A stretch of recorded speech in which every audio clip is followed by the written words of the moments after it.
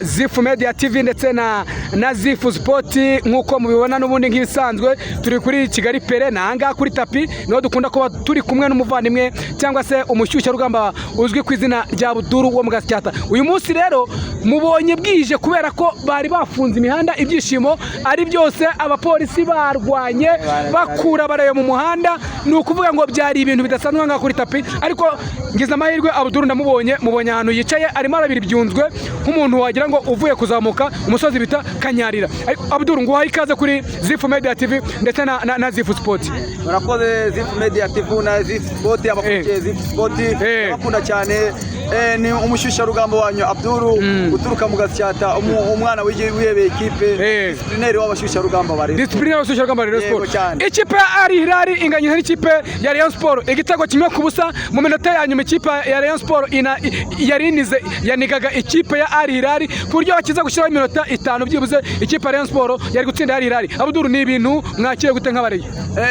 Mbere na mbere ndagira ngo mubwire ko Rayon Sport yagiye mu kibuga ndagira ngo mbakosore mbabwire ko Rayon Sport iyi Al Hilal ni ikipe mpuzamahanga ntago ari ikipe ya hano mu Rwanda ntago ari ikipe ivuka hano mu Rwanda ntago ari ikipe yashingiwe hano mu Rwanda ni ikipe mpuzamahanga. Urabizi neza ko twebwe abakunzi ba Rayon Sport yambitswe amaraka na CAF Confederation. Rayon Sport ni ikipe imenyereye gukina n'amakipe akina umupira ni ikipe imenyereye gukina imikino mpuzamahanga ni ikipe ya Rayon Sport twaje gukina. Murenze Abdallah yatumye abahungu be abasore biwe abakinyi ba Rayon Sport abwira staff ati muhaguruke ahamagara abafana ati muze kuri stade mwongere muyuzuze. Iyi ni umukino mpuzamahanga tugiye gukina n'ikipe mpuzamahanga ni match ifite ikivuze ni match y'isiraniro igomba kuduha n'icyerekezo nimba koko Rayon Sport ikomeye igomba kuba izatwara n'igikombe cya shampiyona.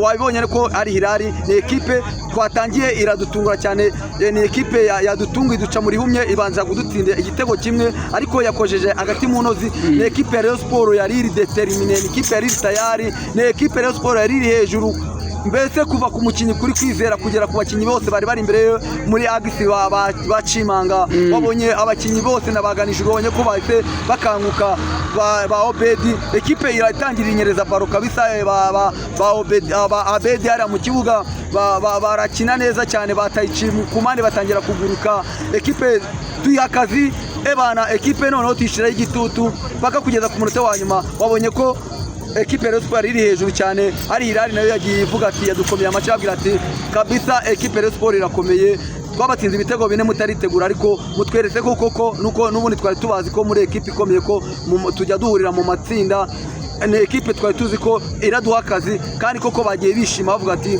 uraducitse. Wabonye ko hari na penalty batwibye wabonye ko na Celestin atatubaniye Celestin yababaniye ugaruka ku misifurire ni Celestin mu by'ukuri wabonaga ko yari afite amasifure menshi yabanje guhabya Azizi Basane amwa ikarita y'umuhondo mu by'ukuri itari ngombwa nta kosa yari akoze kubera ko yari amusifuye aravuga ati sibyo.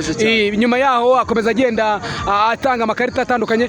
Kuri mwebwe ku ruhande rwanyu mubona ko Celestin ntabwo yababaniye? Celestin ntabwo yatubaniye mbabwira ababashinzwe ba Ferwafa igomba kugiganiriza aba basifuzi. Umupira wo mu Rwanda warongeye uhindura isura. Ubonye ko abanyarwanda twongeye tugaruka muri mudu yo gukunda umupira batubabarire cyane baduha abasifuzi badakoresha amarangamutima abasifuzi basifura baca urubanza bararamye kugira ngo bareke batazongera kuzongera guteza ibibazo n'imvururu kuri stade. Abafana bareke bakora akazi kabo neza. Ubonye ko match Celestin yamurenze Rayon Sport yari iri hejuru cyane wagiye ubona amakosa Asumani yonyanu yakoze baro atanga umukinyi wa Al Hilal mu defense wa Al Hilal ahita sifura ngo ni faute aradukasa cyane aranadukanga cyane. Wabonaga ko yakashije Rayon Sport kuva ku munota wa mbere wabonaga uburyo bacimanga bajyaga kujya gushaka amakoroneri umukinyi wa Al Hilal akaza urabizi bafite amayeri menshi bakaza bakamusunika bireba akajya guhamagara Kimanga akajya kumwihanangiriza nkaho ari kosa koze kandi abona ko bamusunitse bigaragara. Celestin gose nawe ugende wicare usubire mu mavideo urebe gose reka mubwiza ukuri ntago abantu ubu match wasifu umunsi abantu bose bagiye bavuga ati gose uraciriritse gose uriho kujya gusifura mu ciciro cya kabiri niho basifura ibintu batazi kandi ari mpuzamahanga. Oya baramuhaye bariremereza cyane ubwo ko babaye abasifuzi mpuzamahanga nabo nibarebe icyubahiro babahaye cyangwa ishema ryabo bafite n'igihagararo bafite n'uburyo baba barabazamuye hejuru kurenza abandi.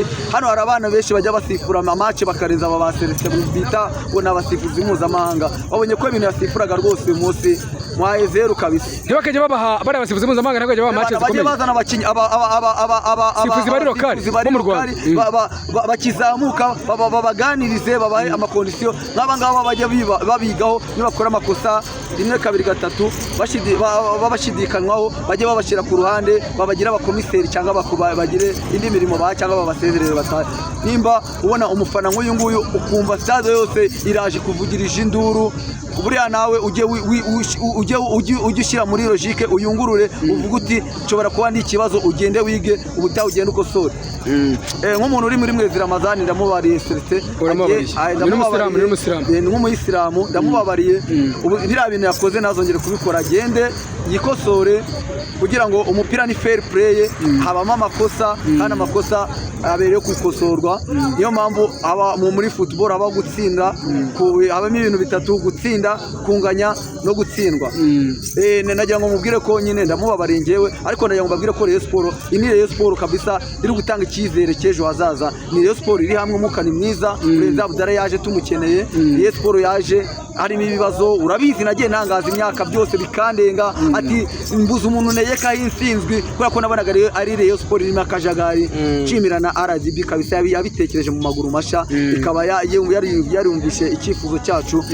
Nshimira umuyobozi Excellence umukuru w'igihugu cyacu ukunda football wavuze ati mugende mukemure ibibazo biri muri Rayon Sport kubera Rayon Sport ariko urabona ko ibyo yakoze rwose biri ku murongo. Ekipe irasobanutse, ekipe iri gutanga icyizere, abanyarwanda turishimye rwose. Football ni ibintu byacu, nitwe bami baruhago hano mu Rwanda, nitwe Rayon Sport, nitwe andi makipe yose areberaho nubwo amikoro mu myaka yashize yatubanye nayo ariko ubu ngubu Rayon Sport urabona ko icyizere kugitanga. Abaterankunga barimo barisukiranya bagerageze baze twubake Rayon Sport kandi Rayon Sport izaheshishe mu Rwanda. Ni Rayon Sport hano mu Rwanda izagisokera igihugu ikazamura idarapo ry'u Rwanda ikarihesha ishema. Ni Rayon Sport rwose badushigikire bazaturinde ya macakubiri n'imyijyane muri Rayon Sport. Aho uzajya uzana ibibazo muri Rayon Sport washaka kurya imisi ya Rayon Sport murabizi twabaye imyaka myinshi cyane bamwe turanafungwa ariko ndagira ngo ntibizongere kuba ibyabaye.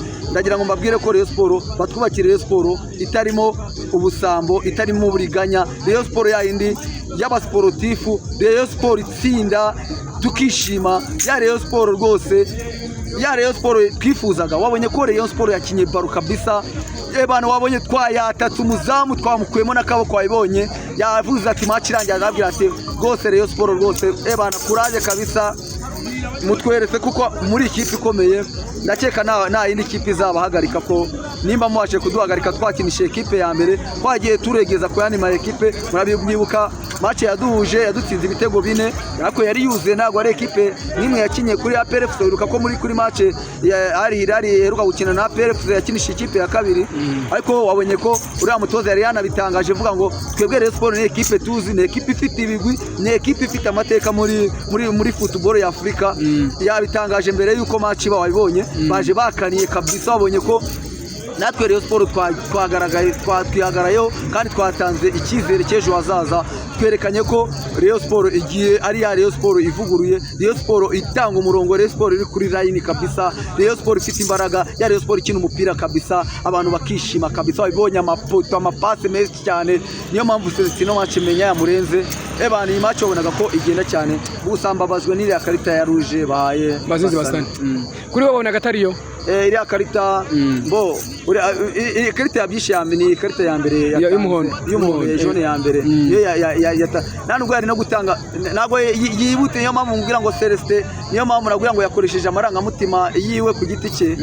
Ntabwo yari kwibuka ikosa yakoze rya mbere ari yari gusanza akabyora agakosora rya kosa yakoze mbere. bikarangira kuri yamuha ikarita y'umutuku ahubwo akamubwira ati niwongera akamawoni yabwira ati niwongera ndaguha ikarita. Abdou reka ngushimire ugire umugoroba mwiza ariko ntabwo nakurekura utagize ubutumwa ugenera abakunzi ba Rayon Sport ku mukino ukurikiraho ikipe ya Rayon Sport izerekeza mu ntara y'Amajyaruguru mu karere ka Musanze igiye gukina n'ikipe ya Musanze FC.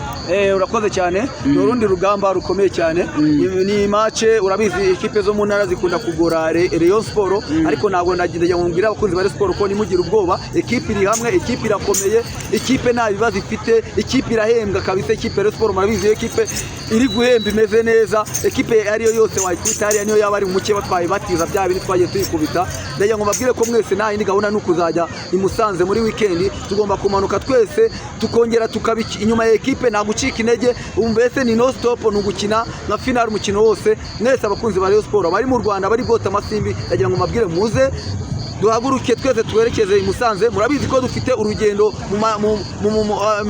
mu majyaruguru tugiye kuza tuva i Musanze tuzerekeza Rubavu kwa Etenseri ruvuga ngo ni match zimeze gutya ni match tutagomba gucika intege amabisi yose ubu ngubu tayari twatangiye guhamagarana nyuma tugiye kujya mu marokari dukora amanama dutangire twiyandikishe abakunzi ba Sport tumanuke tumeze neza nshimira manda gushimira umubyeyi wambyaye mubwire ni warakoze kumbyara kandi uwo wavutse uri umureyo ubureyo buravukanwa sinzatatira igihango ndi umureyo kabisa insinzi ndayimutuye nshimira na Budara Murenzi Abdara nshimira na Excellence waciye mu bibazo bya Rayon Sport yari ifite byari byarabaye karande by'imyiryane by'amacakubiri by'ubusambo yarabiciye kabisa mushimira kabisa mubwira ati uri umubyeyi mwiza komereza udushigikire abaterankunga bazajya baza gutera inkunga Rayon Sport ubana muzirana munsuzi mumeze neza mwice hano tuganire aba nabana bavuye ku ishuri aba nabana bakunda Rayon Sport urakubira ngo ubureye buravukanwa cyane kwicara